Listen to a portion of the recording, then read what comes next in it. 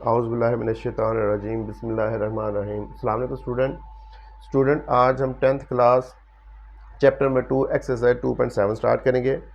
तो बेटा 2.7 exercise real life problem से रिलेटेड है। तो हमारा आर्टिकल क्या होगा? Applications of quadratic equation in real world, यानी क्वाड्रेटिक इक्वेशन को हम रियल वर्ल्ड में कैसे अप्लाई करें। ठीक है बेटा, आज की एक्सरसाइज में हर क्वेश्चन में एक वर्ड यूज़ करेंगे, मॉडल। मॉडल, ठीक है, यानी मॉडल की डेफिनेशन पहले हम देख लेते हैं। बेटा मॉडल एक्चुअली क्या होता है? Mathematical representation of real word या mathematical representation of real life problem. ठीक है, यानी हम ये कह सकते हैं कि मॉडल जो सा है वो रियल लाइफ प्रॉब्लम को अगर हम किसी इक्वेशन के ज़रिए, यानी रियल लाइफ प्रॉब्लम को हम किसी इक्वेशन के ज़रिए रिप्रेजेंट करते हैं तो वो मॉडल कहलाता है। ठीक है, आज की एक्सरसाइज में हर क्वेश्चन में हम क्या वर्ड यूज़ कर देखेंगे, सुनेंगे, मॉडल का। तो एक्सरसाइज स्टार्ट करते हैं और यकीनन आपको मॉडल की डेफिनेशन समझ लग चुकी होगी। बेटा क्वेश्चन नंबर 1 में उसने कहा है a town's population is modelled by PT is equal to -2t² plus 40t plus 800। उसने कहा है एक टाउन की पॉपुलेशन का मॉडल दिया हुआ है और T is the year since 2020, और T वो ईयर है जो 2020 के बाद आ रहा है। क्वेश्चन में वो कहते हैं फाइंड द ईयर्स, वो साल बताएं when the population will be at least 1000। वो कहते हैं वो साल बताएं यानी किस साल में उस टाउन की पॉपुलेशन कम से कम 1000 होगी। ठीक है, एटलीस्ट। अब गिवन मॉडल हमने लिख लिया, PT is equal to -2t² plus 40t plus 800। अब उसने एक कंडीशन दी हुई है कि वो ईयर फाइंड करें, find the year when the population will be at least 1000। तो कंडीशन के मुताबिक हम लिखते हैं पॉपुलेशन एट लीस्ट 1000 का मतलब ये है कि वो साल बताएं जब उस टाउन की पॉपुलेशन कम से कम 1000 हो। ठीक है, यानी इससे ज़्यादा भी हो सकती है। तो ये कंडीशन हमने जो क्वेश्चन में दी हुई है ना वो हमने यूज़ की है। अब हम क्या करेंगे, इसको 1 का नाम दे देते हैं, इसको 2 का नाम देते हैं। PT की वैल्यू इक्वेशन नंबर 1 से इसमें इनइक्वालिटी 2 में पुट करेंगे। ठीक है, पुटिंग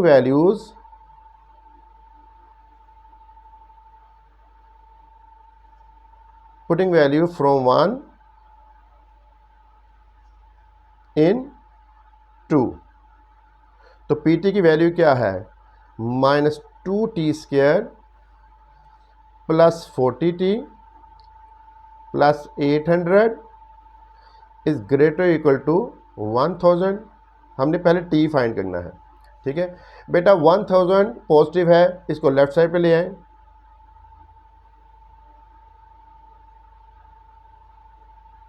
तो जब लेफ्ट साइड पे लेके आएंगे ये बन जाएगा -1000। आप ये भी कैसे कर सकते हो कि इन तीनों टर्म को राइट साइड पे ले जाओ।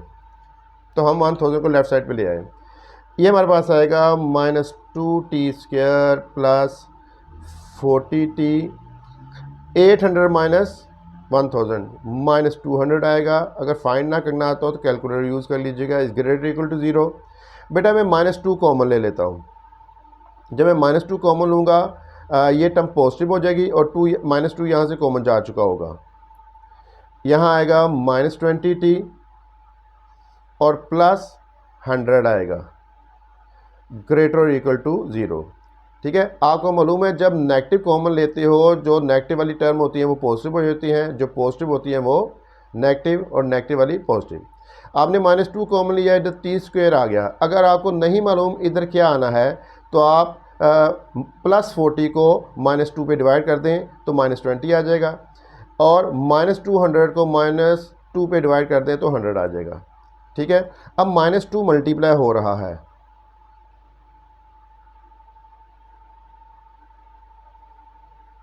बेटा इनइक्वालिटी की दूसरे जाके डिवाइड होगा, ये बन जाएगा 0/-2। लेकिन आपको याद होगा 9th क्लास में हमने पढ़ा था कि जब कभी भी इनइक्वालिटी को किसी नेगेटिव नंबर से मल्टीप्लाई करें या नेगेटिव नंबर से डिवाइड करें तो उसका साइन चेंज हो जाता है, यानी ग्रेटर देन और इक्वल टू किस में चेंज हो जाएगा? लेस देन और इक्वल टू। अगर आपका याद हो नाइन्थ क्लास में चैप्टर नंबर 2 में हम चैप्टर नंबर 5 में पढ़ा था। -2 अगर हो हमारे पास -2x ग्रेटर इक्वल टू 40, तो हम क्या करते थे, -2 मल्टीप्लाई हो रहा है, दूसरे जाके क्या होगा, डिवाइड होगा। तो जब हम डिवाइड करते थे नेगेटिव नंबर से तो इनइक्वालिटी के साइन को चेंज कर देते थे, ग्रेटर और इक्वल टू किस में चेंज हो जाएगा, लेस देन और इक्वल टू। और इस तरह हमारे पास आता था x लेस देन और इक्वल टू -20। तो वही कंसेप्ट हमने यूज़ किया है। जब -2 से डिवाइड करेंगे, -2 मल्टीप्लाई और दूसरे जाके डिवाइड होगा, तो साथ में इनइक्वालिटी का साइन भी चेंज हो जाएगा, ग्रेटर देन और इक्वल टू किस में चेंज होगा, लेस देन और इक्वल टू। ठीक है, यहाँ से हमारे पास आया T square -20 T plus 100 less than और इक्वल टू 0। अब बेटा मैं इसकी फैक्टराइजेशन भी कर सकता हूँ और स्क्वायर भी कंप्लीट कर सकता हूँ। तो मैं स्क्वायर कंप्लीट कर रहा हूँ। आपको याद होगा 9th में भी हमने प्रोसीजर किया था। इसको मैं चेंज करूँगा a square -2ab plus b square की फॉर्म में, और मैं a माइनस बी का होल स्क्वायर लिख दूँगा। तो ये बन जाएगा a स्क्वायर, ठीक है, और 100 बन जाएगा बी स्क्वायर। तो a हमारे पास है t और b है 10। अब इसको 2ab बनाते हैं, -2 इंटू a, क्योंकि a t था और b क्या है 10। तो ये शेप बन गई है a square -2ab plus b square. इसको मैं लिख सकता हूँ a माइनस बी का होल स्क्वायर। ठीक है, ये लिखना भूल गए थे, इसको लिख लिया। अब यहाँ पे हमारे पास आया t माइनस 10 का whole square is less than और इक्वल to 0।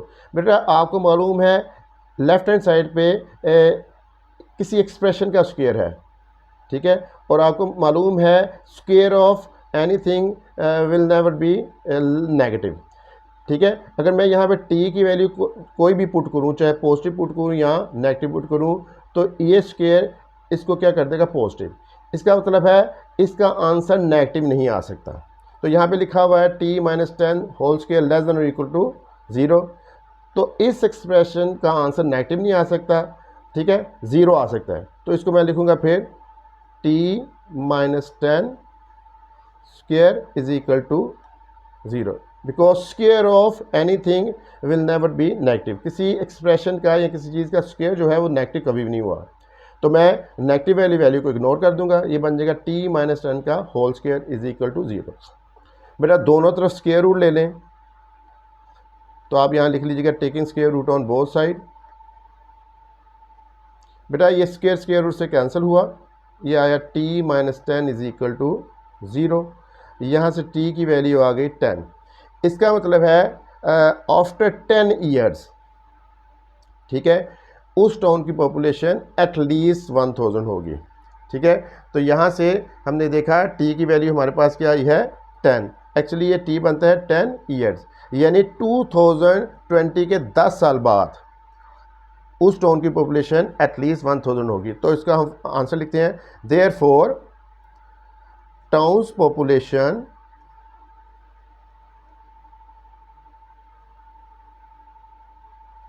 therefore town's population will be at least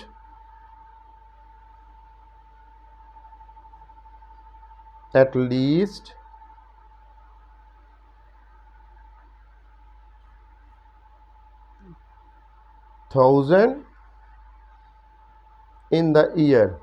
कौन से साल, जब स्टार्ट हुआ था तो 2020 था, कितने साल गुजर गए 10 ईयर्स, तो 2030 में उस टाउन की पॉपुलेशन कम से कम 1000 होगी।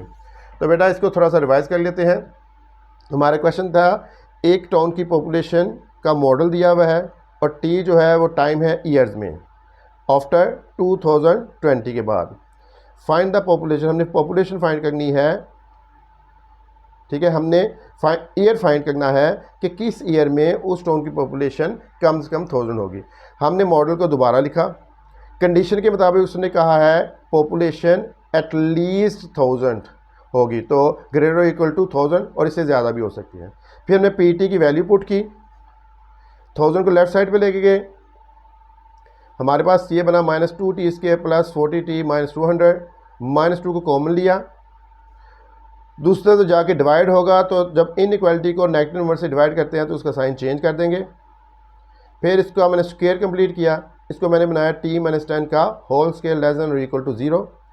फिर ये एक्सप्रेशन में बता रही है कि इस चीज़ का स्केयर 0 से लेस है और इक्वल है। बेटा square of anything will never be negative, किसी चीज़ का स्केयर कभी भी नेगेटिव नहीं होता। तो इन दोनों पॉसिबिलिटीज़ में से नेगेटिव वाली पॉसिबिलिटी को हम इग्नोर करेंगे और इसको किसके इक्वल करेंगे, 0 के। दोनों तरफ स्केयर रूल लिया, टी की वैल्यू आ गई 10 ईयर्स, ठीक है।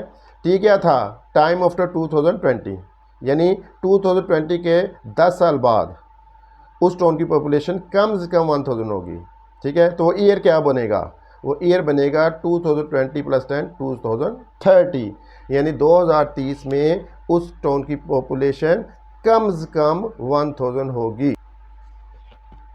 अब बेटा 2.7 का क्वेश्चन नंबर 2 स्टार्ट करते हैं।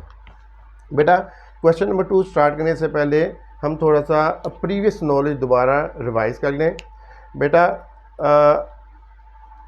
आपको याद होगा कि हमने पैराबोला के बारे में पढ़ा था। बेटा ये क्वाड्रेटिक इक्वेशन की स्टैंडर्ड फॉर्म है। 2001 से रिलेटेड थ्योरी को दोबारा डिस्कस कर लेते हैं। ये क्वाड्रेटिक इक्वेशन की स्टैंडर्ड फॉर्म है, इसका ग्राफ पैराबोला बनता है। पैराबोला एक कर्व है जो यू शेप होता है। हमने पढ़ा था जब एक्स के कोएफिशिएंट पॉजिटिव हो तो ओपनिंग अपवर्ड होती है पैराबोला की, ठीक है, और जब एक्स के कोएफिशिएंट नेगेटिव हो तो ओपनिंग डाउनवर्ड होती है, ठीक है। ये शेप बनती है, ये इसकी मैक्सिमम हाइट सी होती है, वर्टेक्स होती है, ठीक है। अब एक और चीज़ डिस्कस कर लेते हैं। बेटा ये क्वाड्रेटिक इक्वेशन की स्टैंडर्ड फॉर्म है, इसको कंप्लीट स्क्वायर मेथड से हमने इस शेप में कन्वर्ट किया था, ठीक है। फिर इसको वर्टेक्स फॉर्म ऑफ पैराबोला से जब कंपेयर करें तो वर्टेक्स का जो एक्स कोऑर्डिनेट है ना वो किसके इक्वल आ रहा है, -b/2a के। तो वर्टेक्स के 2 कोऑर्डिनेट होते थे, एच और के, एच और के। तो मैंने इस इक्वेशन को कंप्लीट स्क्वायर मेथड के ज़रिए वर्टेक्स फॉर्म ऑफ पैराबोला में कन्वर्ट किया और कंपेयर करके वर्टेक्स का एक्स कोऑर्डिनेट क्या फाइंड किया है, -b/2a। अब ये याद रखना है, वर्टेक्स का एक्स कोऑर्डिनेट -b/2a, ये क्वेश्चन में यूज़ होगा, ठीक है।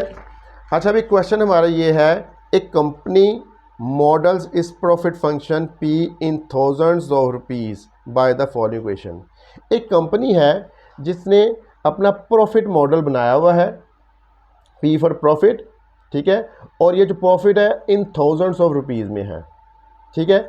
अब x जो वेरिएबल यूज़ हो रहा है, where x is the price per item in rupees. x क्या है, वो कंपनी जो आइटम बना रही है ना वो एक आइटम की प्राइस है रुपीज़ में। Find the price that gives the maximum profit. हमने बताना है कि वो एक आइटम कितने में बेचे कि उसको मैक्सिमम प्रॉफिट हो। ज़ाहिर सी बात है, अगर एक आइटम को ज़्यादा कीमत पे बेचेगा तो ज़्यादा प्रॉफिट होगा, कम कीमत पे बेचेगा तो कम प्रॉफिट होगा। तो एक्चुअली ये प्रॉफिट मॉडल है, समझ लग गई, उस कंपनी का प्रॉफिट मॉडल है, ठीक है। हमने बताना है कि वो अपनी एक आइटम की क्या प्राइस रखे कि उसको प्रॉफिट मैक्सिमम हो। तो हमने प्रॉफिट फंक्शन लिख लिया है, ठीक है। अब स्टैंडर्ड क्वाड्रेटिक इक्वेशन से कंपेयर करके, इससे कंपेयर करके हम ए बी सी लिख लेते हैं। तो बेटा यहाँ पे ए आता है हमारे पास -5, बी है 150 और सी क्या है -1000, ठीक है। अब उसने मैक्सिमम प्रॉफिट का कहा है। आपको मालूम है ये जो क्वाड्रेटिक एक्सप्रेशन है ये पैराबोला को रिप्रेजेंट कर रही है और एक्स के कोएफिशिएंट जो है वो नेगेटिव है। इसका मतलब है जो पैराबोला की ओपनिंग है वो डाउनवर्ड होगी। तो अगर इस प्रॉफिट फंक्शन का जो कि क्वाड्रेटिक है मैं पैराबोला ड्रॉ करूं तो उसकी ओपनिंग क्या होगी, डाउनवर्ड होगी, ठीक है। ये पैराबोला इस तरह बनेगा, सपोज मैं इसको ड्रॉ करता हूँ, ठीक है बेटा। ये पैराबोला इस तरह बनेगा, तकरीबन यू शेप होगा,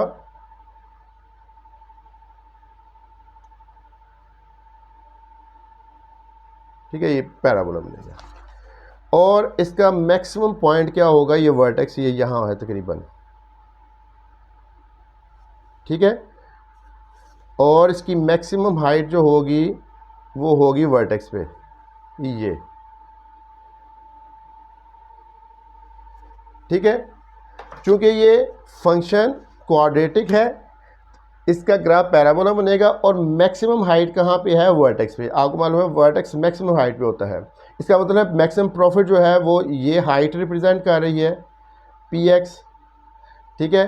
और वर्टेक्स का जो एक्स कोऑर्डिनेट है वो इस जगह पे क्या है, एक्स है।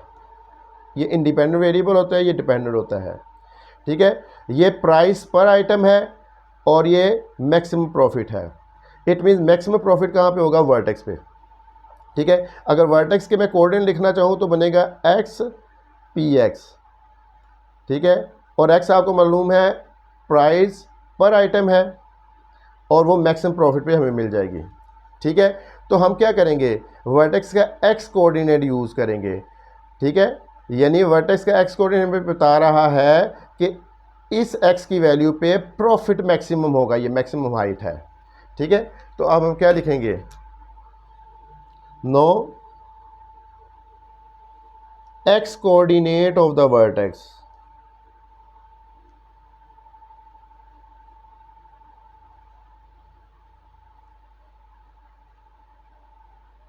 बेटा वर्टेक्स का एक्स कोऑर्डिनेट क्या है, एक्स, और वो अभी मैंने आपको बताया था वो किसके इक्वल होगा, माइनस बी ओवर 2a।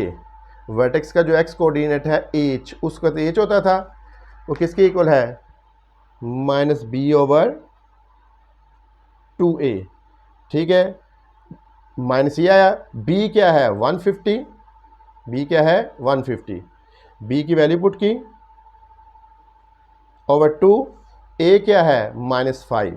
अब मैं a की वैल्यू पुट करूंगा,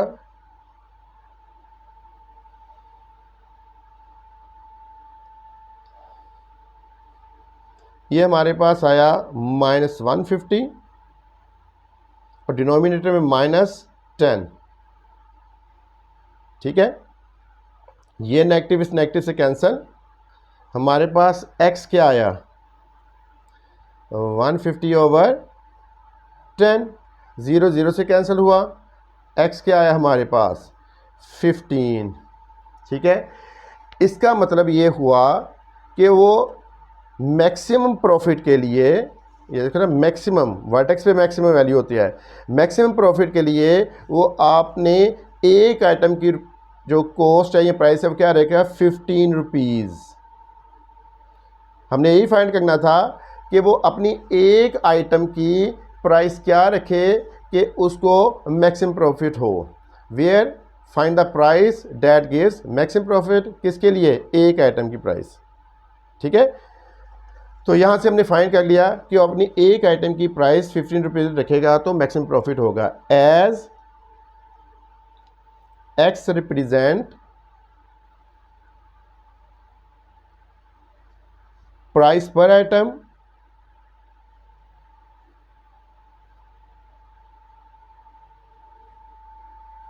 so company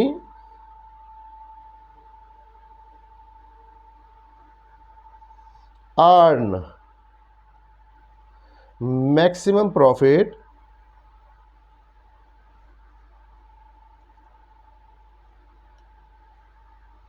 when price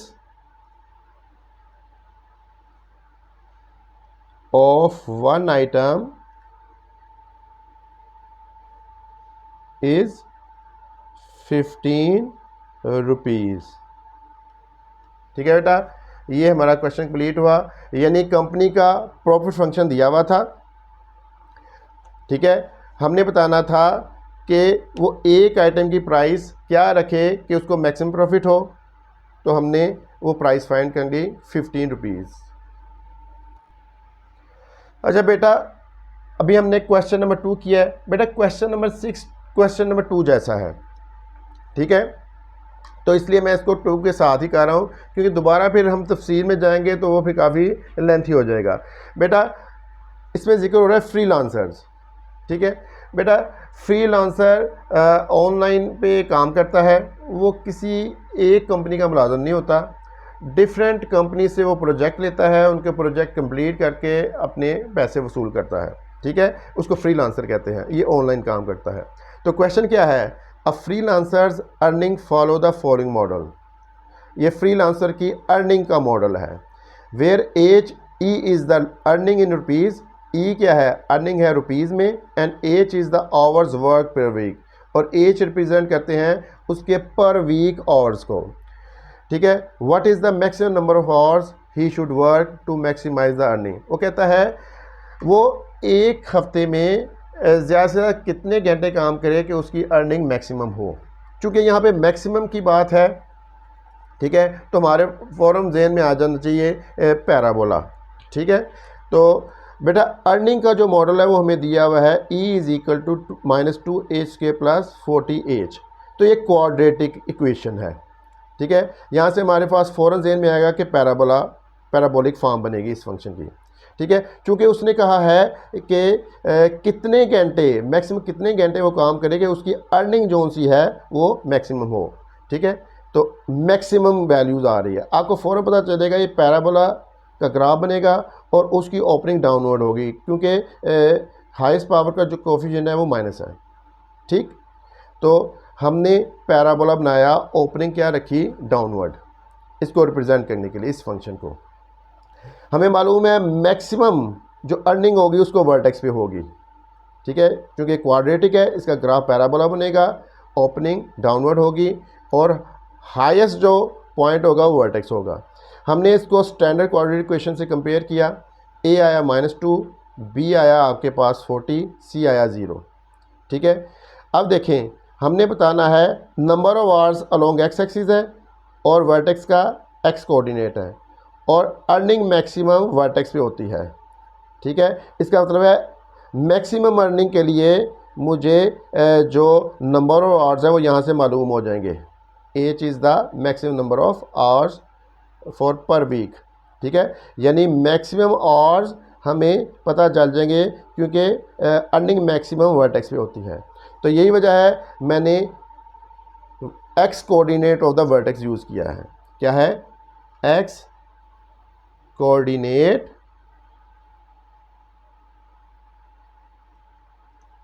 of vertex क्या होगा, एच है इस वक्त, H is equal to -b/a होता है, जो कि मैंने अभी आपको बताया था स्टैंडर्ड कोऑर्डिनेट इक्वेशन को जब वर्टेक्स फॉर्म में कन्वर्ट किया था, तो वर्टेक्स का एक्स कोऑर्डिनेट -b/2a, ठीक है।